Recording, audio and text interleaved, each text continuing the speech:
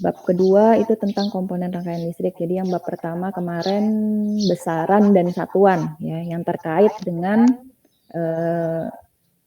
rangkaian listrik ya. Kemarin ada arus, kemudian turunannya. Jadi turunan dari arus kan ada daya, tegangan ya kan. Kalau arusnya kan besaran pokoknya ya. Daya, tegangan sama apa kemarin satunya lupa Ibu. Usaha ya, usaha. Oke. Hari ini untuk komponen rangkaian listrik itu secara umum terbagi menjadi sumber, ada dua ya, terbagi menjadi dua, sumber dan unsur. Nah di beberapa buku literatur ada yang unsur ini disebut sebagai komponen, ada yang disebut sebagai beban, itu sama semuanya ya. Jadi secara umum terbagi menjadi dua saja, sumber atau beban. Sumber atau unsur, sumber atau komponen. Jadi unsur, komponen, dan beban itu adalah istilah yang sama. Jadi di beberapa buku literatur atau ada yang menyebut unsur, ada beberapa menyebut komponen, ya ada yang menyebut beban. Sama ya, maksudnya sama. Kemudian untuk sumber, nah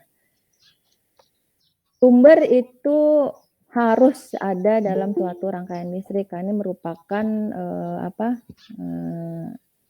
powernya ya, sumber dayanya. Nah, sumber itu terbagi menjadi dua secara umum, yaitu sumber tegangan dan sumber arus. Nah, sumber ini pun terbagi lagi menjadi sumber sempurna dan sumber tidak sempurna. Nah, ini ada 4 bagian dasar ya, sumber tegangan dan sumber arus. Kemudian masing-masing sumber terbagi lagi menjadi sumber sempurna dan sumber tidak sempurna. Nah, untuk sumber sempurna disebut juga sumber bebas ya. Artinya sumbernya itu kuantitasnya tidak tergantung kepada beban yang dipasangkan pada kutub-kutubnya. Intinya beban yang dipasangkan pada rangkaian itu tidak akan mempengaruhi aktivitas sumber tersebut ya. Jadi tidak dipengaruhi oleh aktivitas pada bagian lain dari rangkaian dan akan memberikan nilai yang tetap. Contohnya baterai ya, contoh yang paling gampang baterai. Nah, simbolnya yang secara umum disepakati itu adalah seperti yang terlihat di screen ya, simbolnya lihat. Nah, untuk di bawah ini contoh untuk simbol gambar rangkaian sumber tegangan sempurna. Nah, untuk sumber ini pun kan terbagi lagi menjadi AC dan DC. Nanti perbedaannya Ibu sampaikan ya.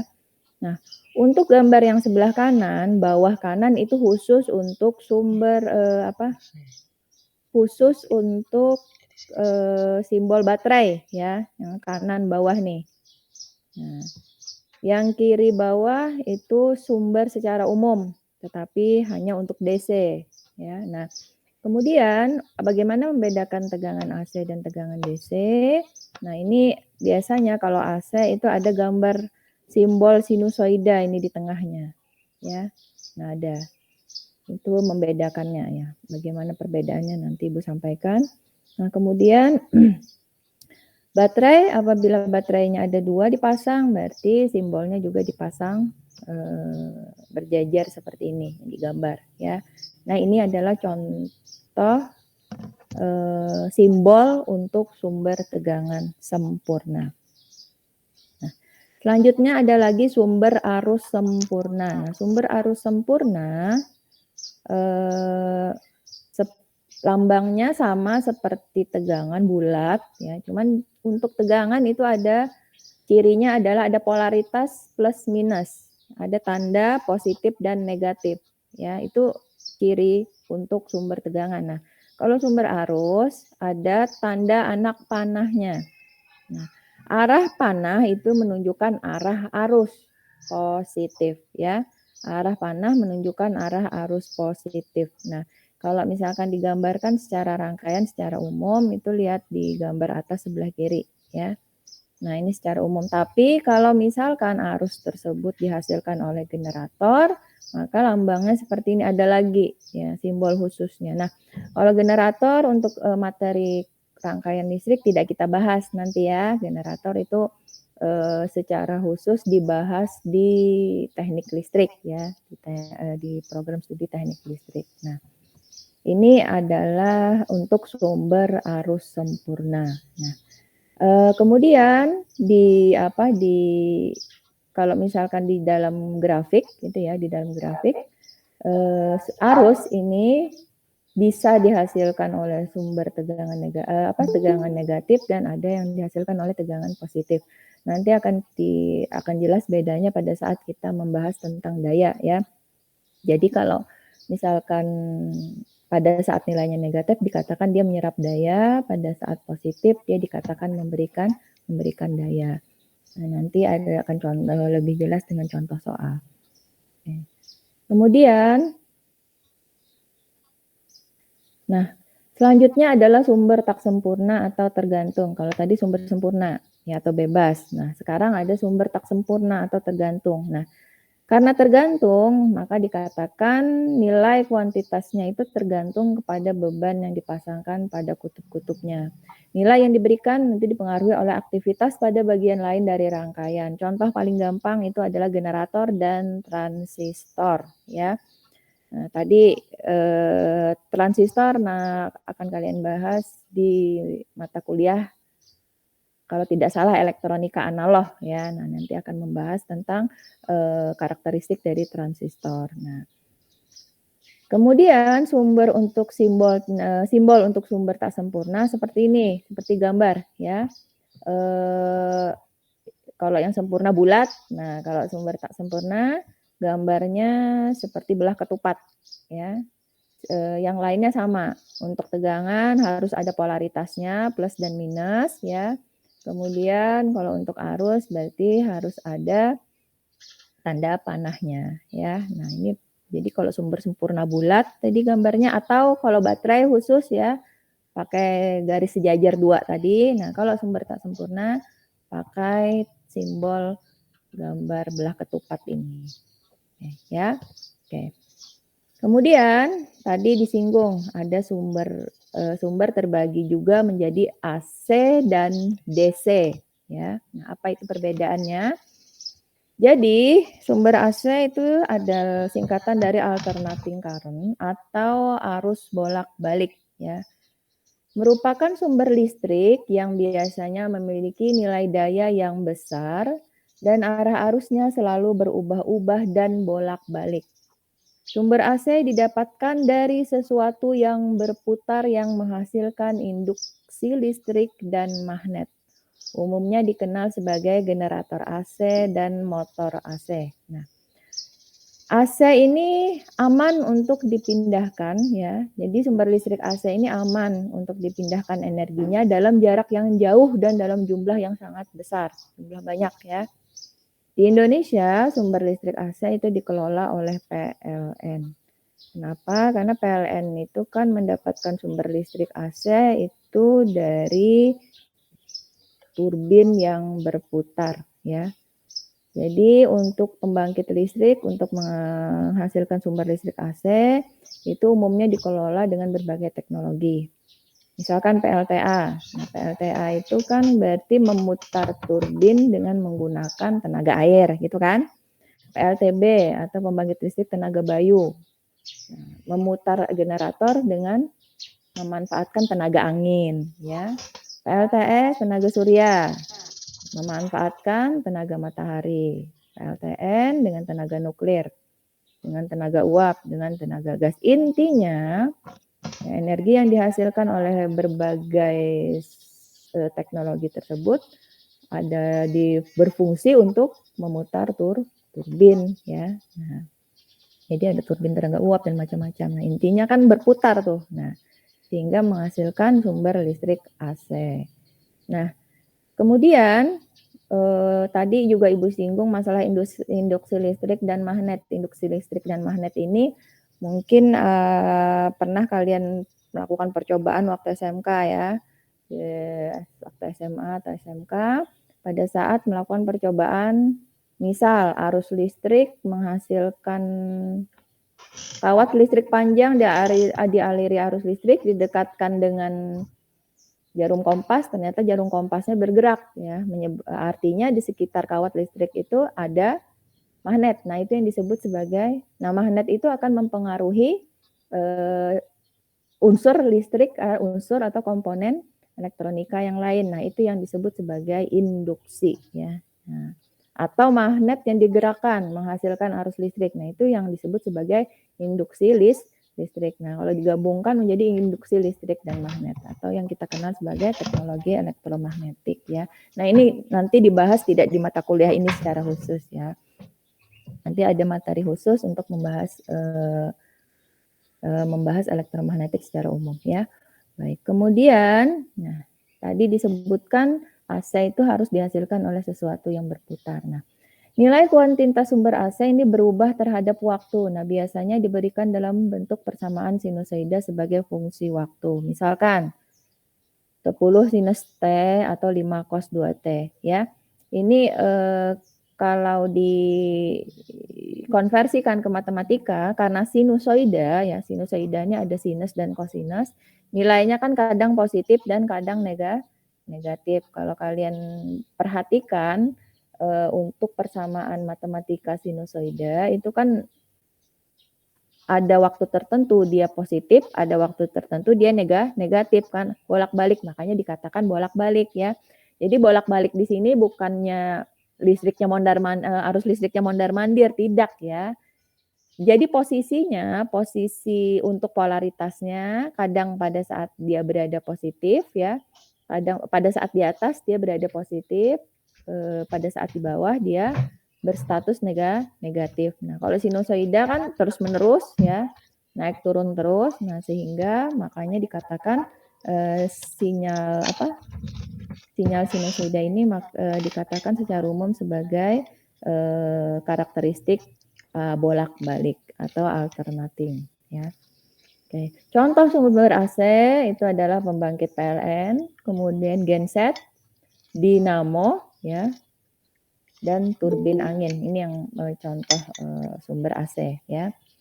Nah, ini contoh fisiknya ya. Jadi kalau untuk genset yang biasanya di rumah tangga atau home industry itu biasanya yang kanan bawah ini ya, yang kanan bawah. Kemudian sebentar sepertinya ada yang masuk. Bentar ya.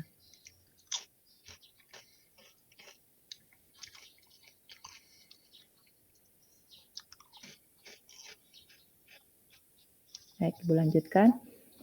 Yang kanan bawah umumnya digunakan untuk home industry atau rumah tangga. Nah, yang kanan atas, maaf kiri atas, ini yang umumnya digunakan di industri-industri besar ya, atau mall. Nah, ini karena semakin fisiknya kan kalau memerlukan daya yang besar, artinya memerlukan fisik yang juga besar ya.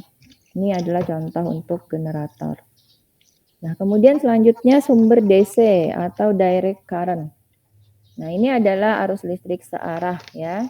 Biasanya digunakan oleh perangkat elektronika, misalnya laptop, lampu LED, komputer, laptop, TV, radio, dan masih banyak lagi. Nah, sumber DC ini bisa didapatkan dari sel, ya, panel maksudnya panel surya itu, kemudian baterai dan aki. Kebanyakan perangkat yang menggunakan listrik DC itu merupakan beban perangkat elektronika. Nah, arus listrik DC ini tidak bisa melakukan perjalanan yang jauh ya, karena arus DC ini akan melemah dan kehilangan energi ketika jaraknya semakin jauh ya. Dan susah tidak bisa secara perangkat untuk DC ini lebih ke apa ya? Oh ya, sebentar ya, Ibu sepertinya ada tamu. Sebentar ya. Waalaikumsalam. Sebentar, Maman. Sebentar ada tukang gas datang.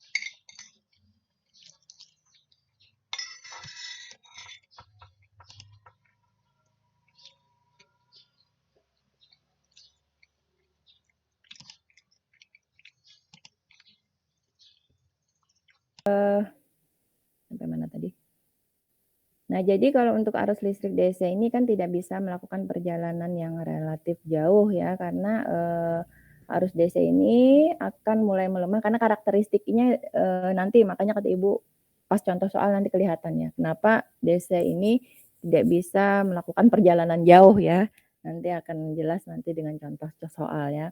Intinya dia untuk DC ini, lama-kelamaan untuk melemah, kehilangan energi dan tidak gampang untuk diperkuat ya.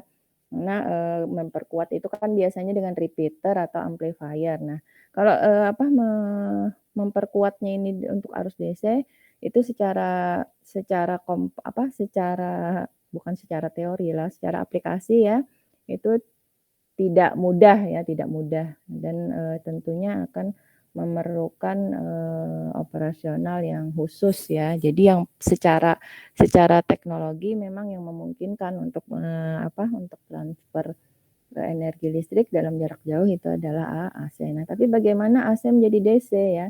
Nah, ada pakai konversi ya. Nah, kalau di perangkat listrik,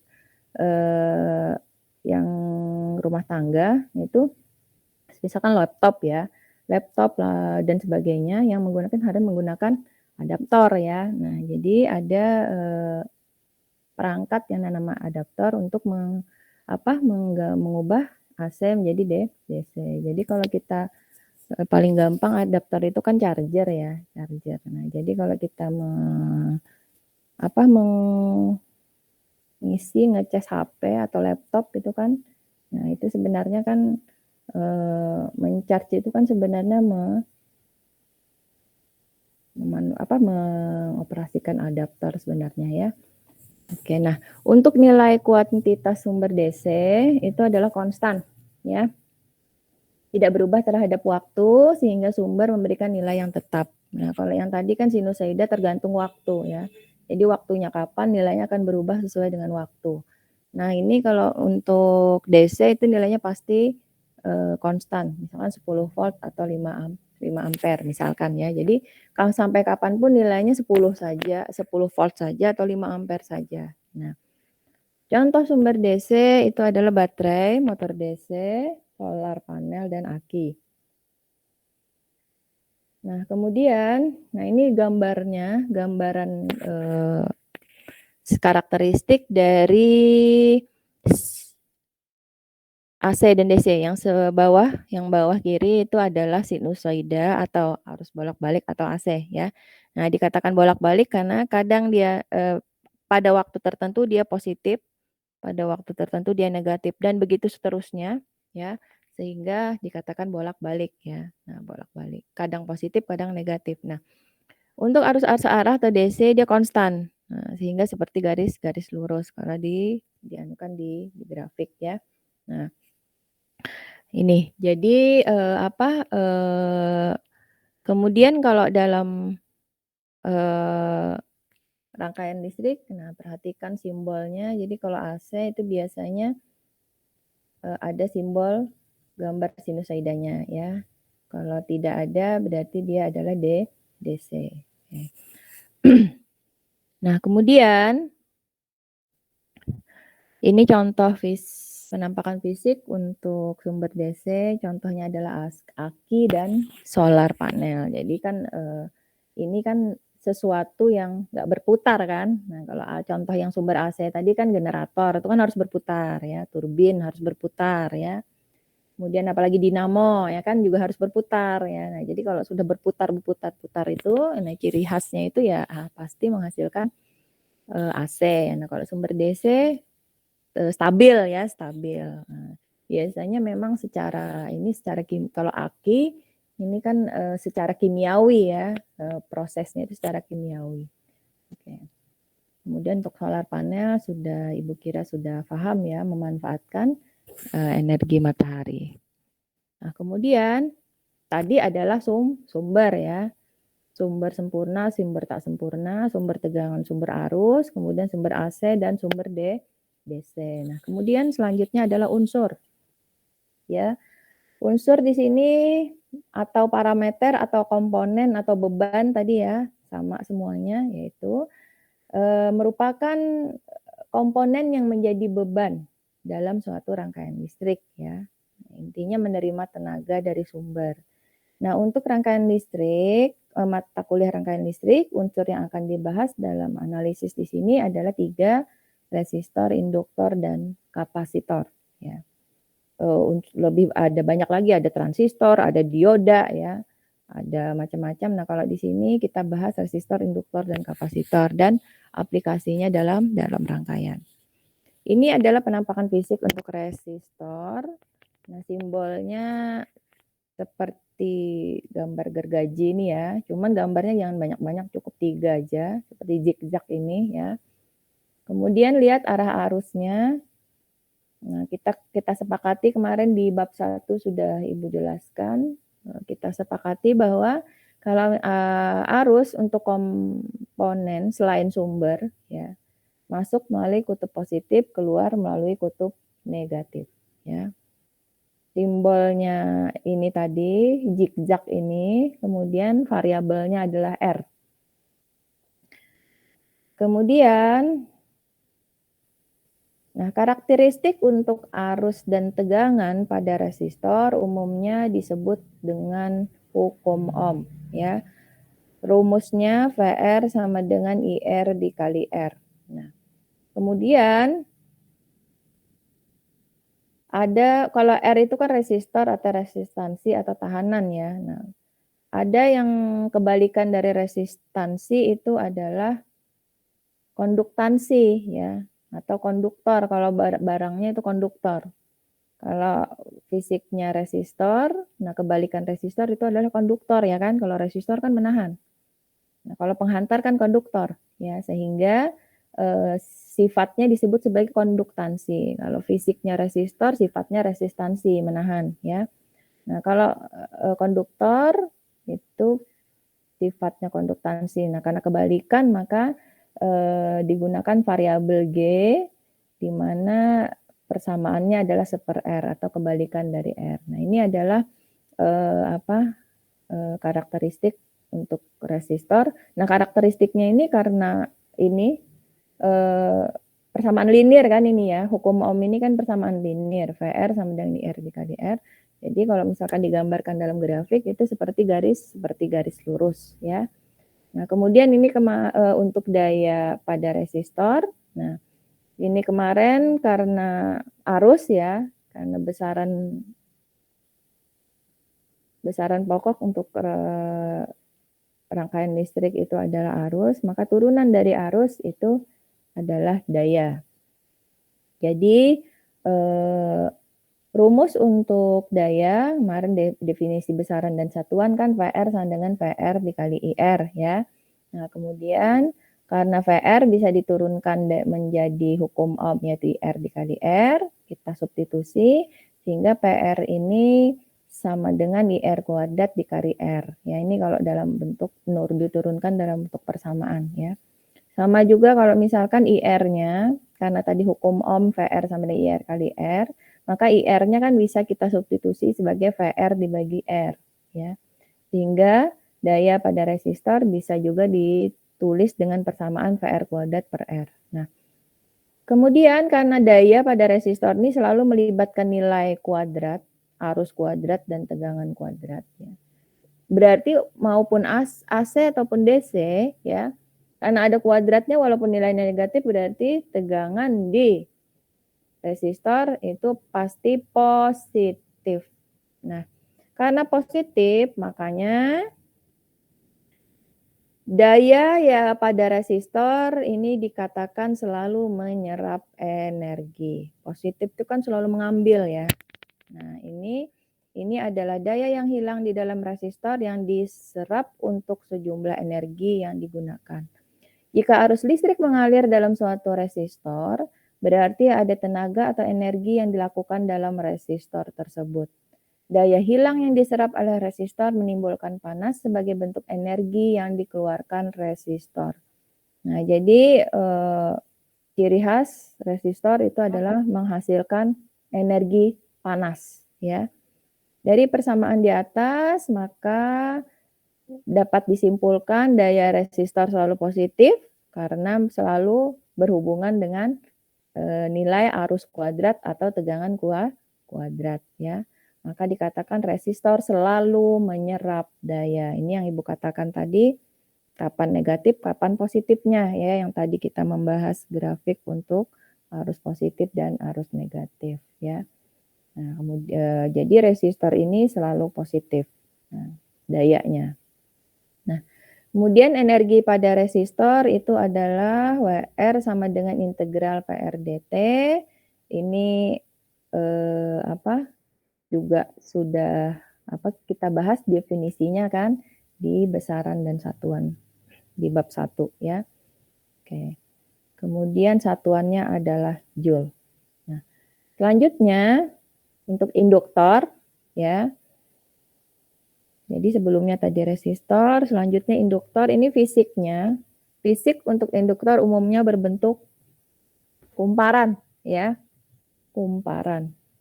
Nah, simbol untuk induktor seperti ini lilitan, tapi cukup sedikit aja lilitannya, jangan panjang-panjang. Nah, 3 lilitan cukup ya. Karena kalau panjang-panjang itu tertukar dengan trafo ya, karena simbol trafo kan juga lilitan ya. Karena memang secara teori trafo itu kan sebenarnya induktor ya. Induktor dengan tapi dalam jumlah yang banyak ya, dalam jumlah yang banyak. Nah, kemudian ada intinya. Nah, ya, tapi prinsip kerjanya sama dengan induktor.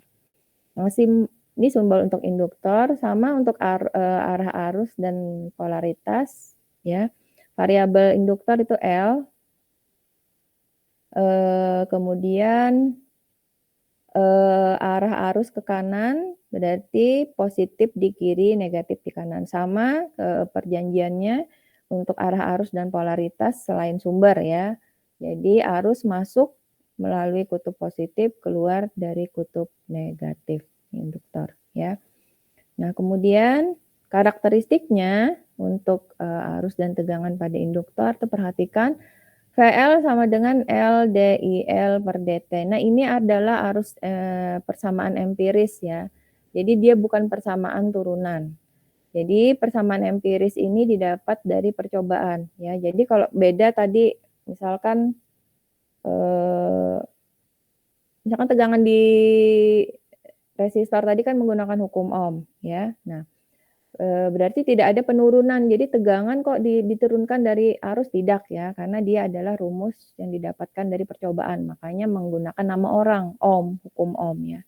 Nah, sama dengan untuk induktor, persamaan VL sama dengan LDIL per dt, ini didapat dari percobaan ya. Yang melakukan percobaan itu adalah Henry ya. Makanya satuan induktor dipakai dalam satuan induktansi untuk induktor ya. Pakai satuan H, Henry. Nah, ini menggunakan arus sesaat atau DIL per dt. Artinya apa?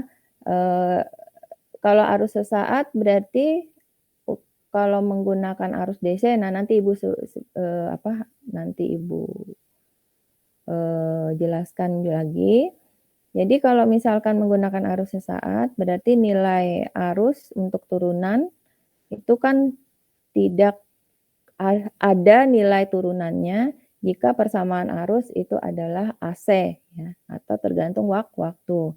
Karena kalau konstan itu turunannya kan pasti nilainya 0 ya. Nah, kemudian karena ini melibatkan turunan atau diferensial ya DIL per dt, berarti kebalikannya itu untuk mencari IL itu adalah dengan melibatkan persamaan integral, karena integral dan turunan kan kebalikan ya. Nah, kebalikan. Nah, ini persamaan untuk arus induktor itu adalah 1/R integral VL dikali dt. Nah, ini karakteristik arus dan tegangan di induktor.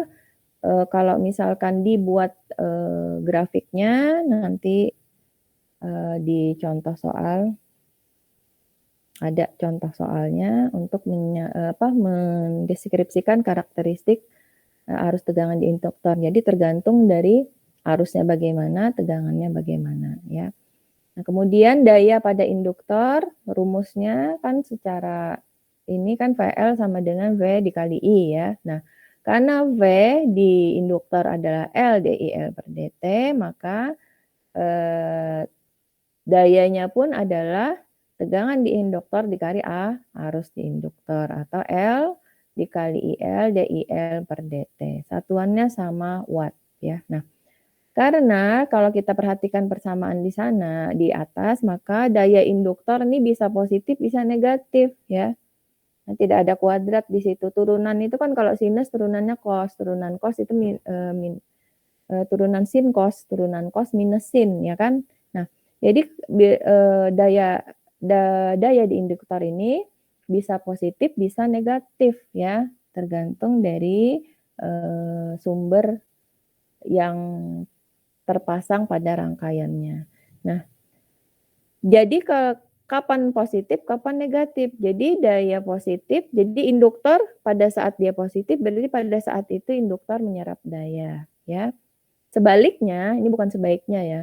Sebaliknya kalau negatif berarti induktor pada saat itu memberikan daya. Nah, kemampuan induktor untuk menyerap dan memberikan daya ini yang mempunyai arti bahwa induktor dapat menyimpan energi ya. Jadi induktor pada saat positif dia menyerap, pada saat negatif berarti dia memberikan daya. Nah, berarti pada saat memberikan daya itu berarti induktor memberikan itu kan berarti memberikan sesuatu yang tersimpan ya kan, memberi itu. Nah, jadi induktor memiliki sifat dapat menyimpan energi. Kalau resistor tidak ya.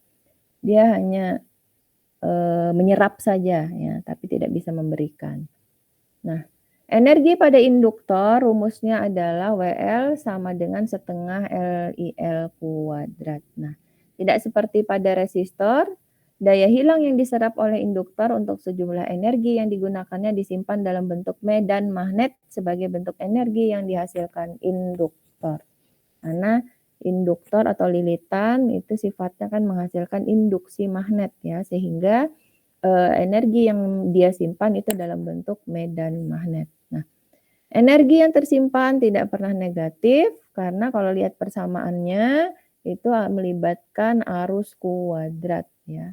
Jadi ini selalu sebanding dengan kuadrat arus. Nah, induktor akan menyerap daya dari rangkaian jika ia sedang melakukan penyimpanan energi.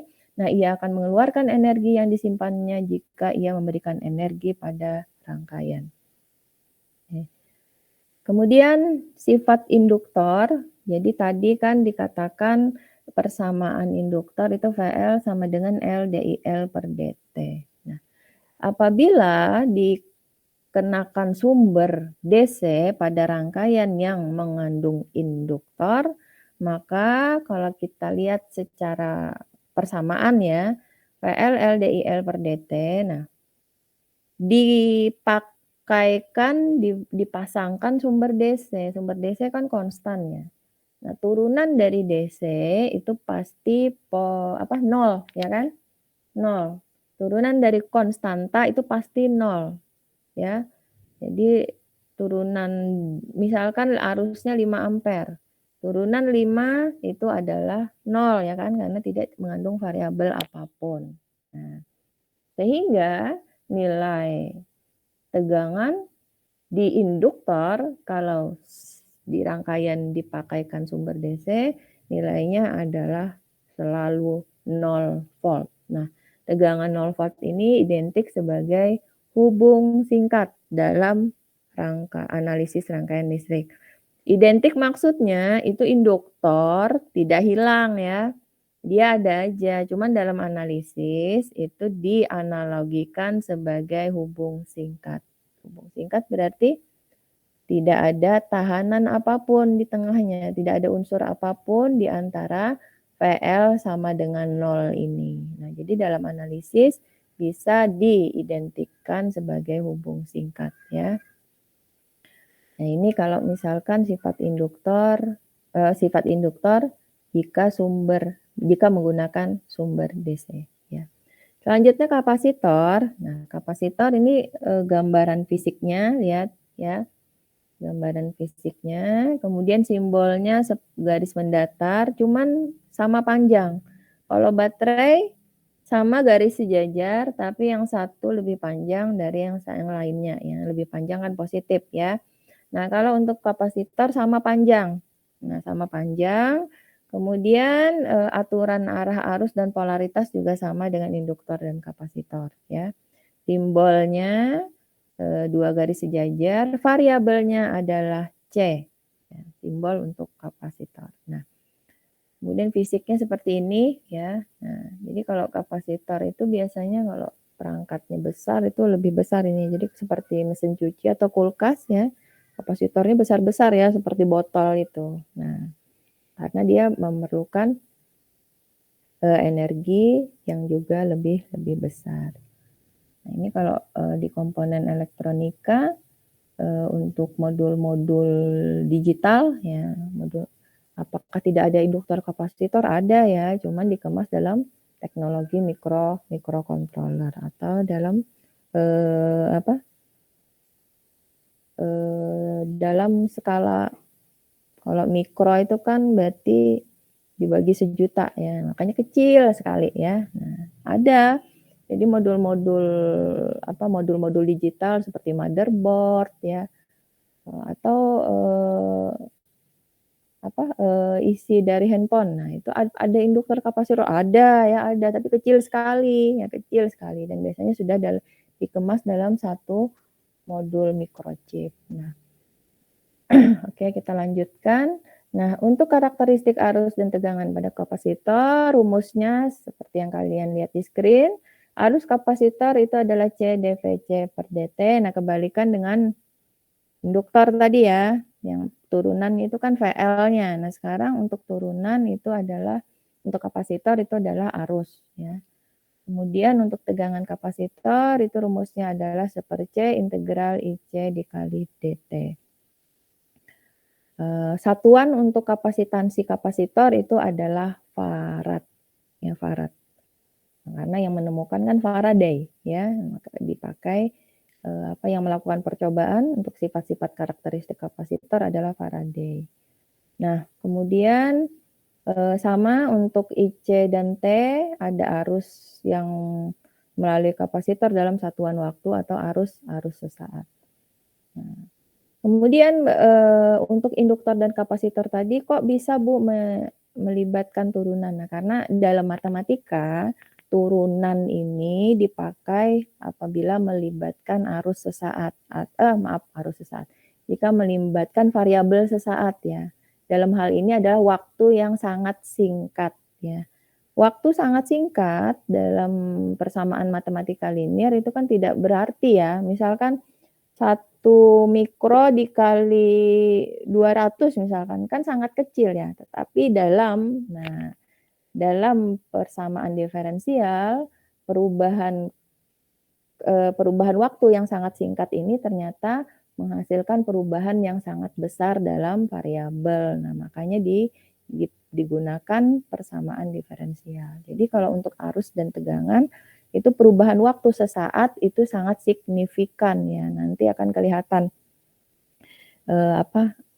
juga akan Ibu sampaikan nanti di contoh soal ya.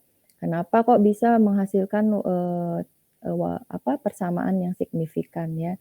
Padahal perubahannya kecil aja ya, tapi ternyata menghasilkan hasil yang besar, perbedaannya besar ya.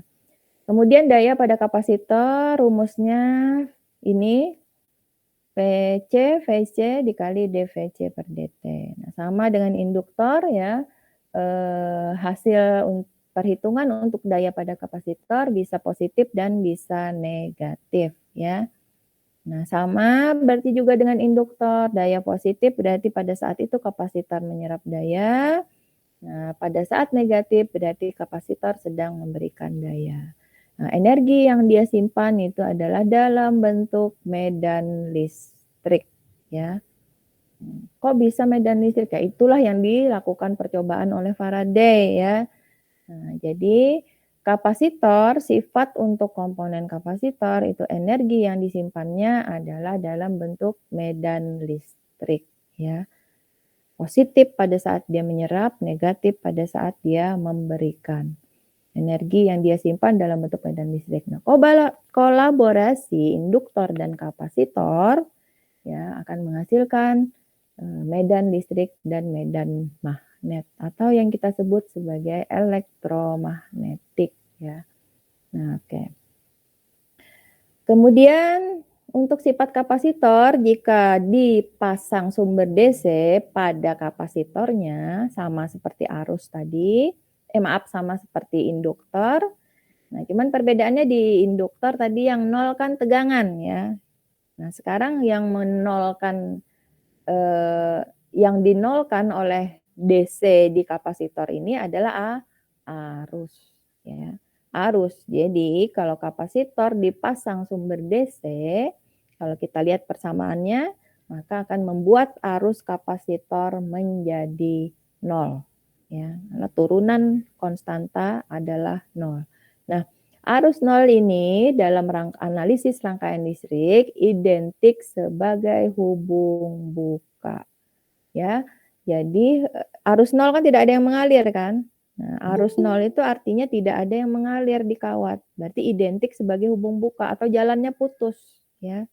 Nah, dalam analisis kita pakai ini yang sebelah kanan ini ya. Tapi kapasitornya tidak hilang ya. Sekali lagi kapasitornya tidak hilang. Hanya digunakan dalam analisis. Nah, baik. Ibu ganti screen dulu. Untuk kita lihat contoh soal.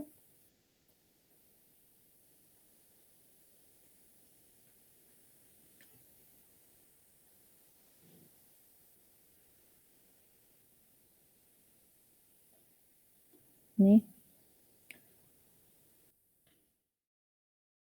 Contoh soal ya. Lihat.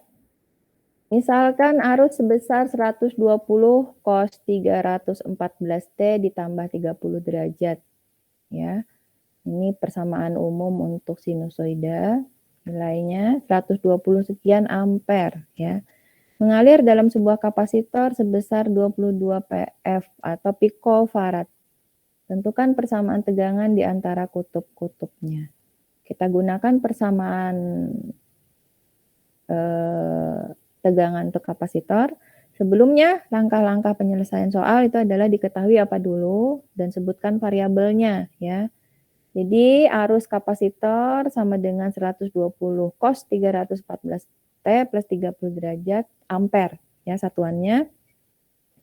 Kemudian nilai kapasitansinya adalah 22 picofarad. Maka tegangan kapasitornya adalah rumusnya adalah 1/C integral 1/C dt. Nah, lihat ini 22 pico. Pico itu kan 10 pangkat min 12 ya. Nah, jadi 1/22 dikali 10 pangkat min 12 dikali 120 cos 314T plus 30 derajat. Hasilnya, nah ini ya, integral cos itu sin. Kemudian variabel konstanta pada variabel T-nya diseperkan. Nah, ini untuk matematika integralnya, ya untuk integral fungsi sinusoida, kalian searching tabel fungsi integral di internet ya. Karena Ibu tidak mungkin untuk ini tidak bisa memberikan secara khusus teori untuk integral sinusoida ya. Kalian lihat tabel saja di internet banyak sekali integralnya bagus-bagus malah warna-warni ya. Anunya tabelnya. Nah, jadi kalian bisa memindahkan langsung hasil integralnya. Jadi integral cos bagaimana? Integral sin bagaimana? Ya, ini nanti Ibu hasilkan di sini Ibu sebutkan di sini langsung sama hasilnya saja. Nah, karena tidak ada batas bawah dan batas atas, berarti aturan untuk integral berarti ada ditambah konstanta. Di sini konstantanya kan kalau matematika di sekolah kan biasanya pakai C ya. Ini supaya tidak rancu dengan kapasitor, makanya pakai K di sini ya. Pakai K, maksudnya konstanta di sini. Kalau ada batas bawah, batas atasnya berarti konstantanya bisa dihilangkan, tetapi hasilnya juga dihitung ya. Oke, maka hasilnya ini ya. Kalian lihat di screen 120/22 dikali 10 pangkat min 12 dan seterusnya. Nah, 10 pangkat min 12 itu dalam matematika kan menjadi 10 pangkat 12 ya. Nah, dalam satuan desimal 10 pangkat 12 itu adalah teravolt. Lihat lagi tabel besaran dan satuan ya, di tabel yang sudah Ibu sampaikan di bab 1 ya. Nah ini tadi kan rumusnya pertanyaannya persamaan tegangan di antara kutub-kutub. Ini hasilnya ya.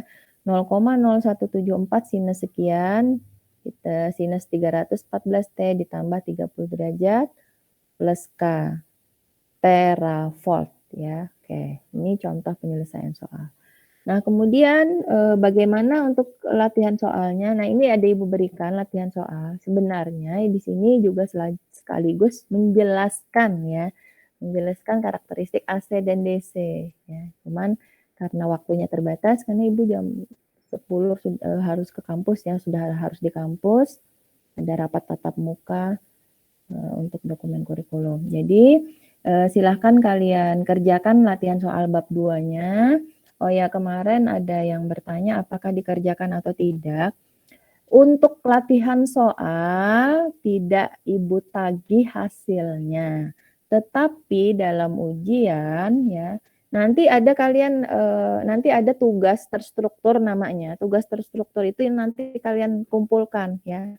Nah, tapi yang latihan soal ini sebagai persiapan kalian sebelum mengerjakan tugas dan ujian. Artinya latihan soal di sini Ibu sampaikan sebagai penjelasan materi yang sudah Ibu sampaikan di bab 1 dan bab 2. Jadi nanti kalian tahu, oh berarti kenapa AC, kenapa DC ya.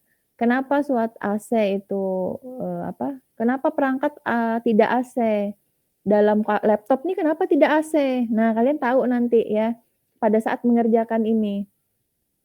Laptop ini DC ya, sumbernya AC, tapi kan pakai adaptor ya kan. Nah, chargernya adaptor ya. Nah, jadi kalau nanti akan kalian pahami. Kalau secara garis besar Ibu sampaikan, modul-modul digital ya, modul-modul digital itu lonjakan listrik positif negatifnya tidak boleh signifikan ya. Bisa jebol modul ya. Jadi naik turun lonjakannya itu tidak boleh AC. Ya, jadi AC itu kan naik turun terus, tidak stabil, apalagi tegangan di PLN itu tidak stabil ya. Kadang dia kalau frekuensi resminya kan 50 Hz tuh. Kadang dia di atas 50, kadang di bawah 50 ya. Tidak stabil karena naik turunnya itu tidak signifikan sih, cuman dalam modul perangkat digital itu naik turun tegangan itu akan mempengaruhi chip ya, microchip. Nah, itu kan tidak stabil ya, itu harus konstan tegangan pada yang di catu daya pada perangkat-perangkat modul digital itu ya. Nah, itu nanti kalian akan paham pada saat praktek teknik digital ya, pada saat perangkat elektronika digital kalian paham kenapa harus AC, kenapa harus DC, tidak boleh AC. Nah, itu bisa jebol ininya ya. Nah, itu nanti kok bisa jebol. Nah, ini dijelaskan di sini ya. Nah, di sini lihat. Nanti ada perubahan arus dan tegangan yang akan terjadi, lonjakannya sangat signifikan. Nah, mohon maaf kalian coba dulu kerjakan, nanti pasti akan Ibu jelaskan ya. Di latihan soal 1 di bab 1 dan bab 2 dan bab-bab seterusnya pasti akan Ibu jelaskan. Karena waktu terbatas, berarti kalian kerjakan saja dulu, nanti kesulitannya, oh ya seharusnya Ibu ini kemarin di kelas B juga bertanya ini ya, kok cara penyelesaiannya tidak ini ya, belum Ibu sampaikan, belum ya, karena memang versi digitalnya belum Ibu siapkan ya, karena biasanya di kelas itu langsung Ibu sampaikan di papan tulis, oh ini cara penyelesaiannya ya, versi digitalnya belum Ibu sampaikan. Oke. Baik, itu dulu. Mohon maaf belum bisa diskusi dulu. Nah, kalian coba saja dulu ya. Kalian diskusi di kelas kalian dulu dengan teman-teman kalian. Nanti di kesempatan yang lain nanti pasti akan Ibu sampaikan ya. Nanti tolong diingatkan saja, Bu, ini bagaimana bab 2, bagaimana bab 1 ya. Nah, gitu saja. Baik, sebelum Ibu akhiri seperti biasa minta tolong